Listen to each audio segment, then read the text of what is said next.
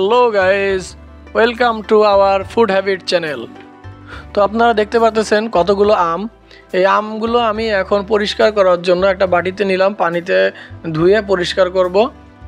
এরপরে আপনারা দেখছেন যে আম কাটা হচ্ছে।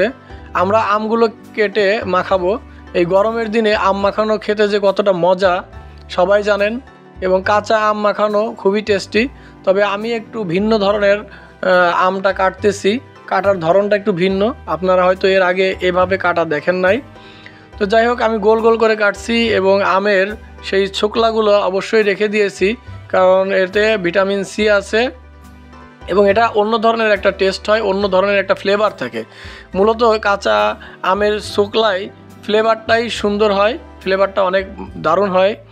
তো আমরা এখন এই বিচিগুলো ছাড়িয়ে নিচ্ছি, যে আমের ভিতরে যে বিচি ছিল বা আমের আটি বলে, এই আটিটা আমরা ছাড়িয়ে নিচ্ছি। এখন আমরা এটা লবণ দিয়ে এবং গুঁড়া মরিচ দিয়ে মাখিয়ে নেব। তো যাদের বাসায় বিট লবণ থাকে, বিট লবণ দিয়ে মাখিয়ে নিতে পারেন, এটা আরও টেস্টি হবে।